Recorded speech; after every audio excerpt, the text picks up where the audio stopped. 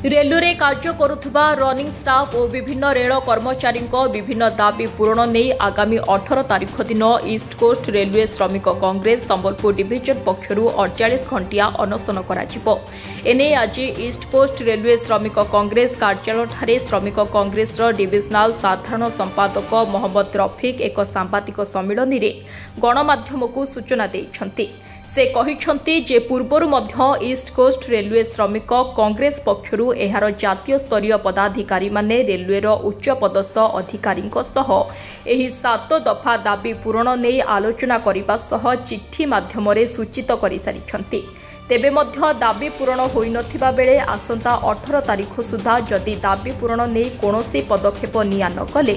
East Coast railway श्रमिक कांग्रेस पक्षर 18 तारिख दिन संबलपुर रेलवे स्टेशन और टिटलागढ़ रेलवे स्टेशन लबी ठारे 48 घंटिया अनशन कराजिबो बोली सूचना दिया जायछि। एही सांबादिक सम्मेलन में ईस्ट कोस्ट रेलवे श्रमिक कांग्रेस पक्षर अन्य सबु वरिष्ठ पदाधिकारी माने उपस्थित रहिथिले।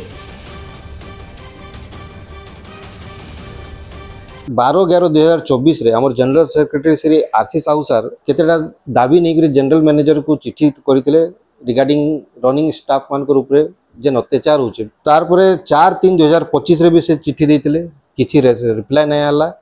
तार परे आम 5 दिनिया गोटे प्रोटेस्ट भी करूँ ऑल ओवर इंडियन रेलवे रे ई विषय नहीं। तार परे आमर 26/3/2025 आमर फाइनल लेटर गोटे एनएफआई रो general secretary doctor Raghavaiah sir को देइथिले आमर जनरल सेक्रेटरी और आमर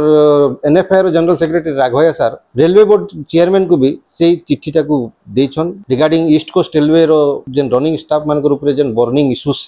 चली से सब विषय रे। तो अगर आमर 18 तारिख सुधा आमर अगर किसी दाबी ना मानले तो आम 48 घंटिया शांतिपूर्वक गोटे हंगर फास्ट करूँ जोटा कि आमर टिटलागढ़ और संबलपुर क्रू लॉबी ऑफिस रे है। संबलपुर संतोषिनी पंडा रिपोर्ट यूबीसी ओडिया।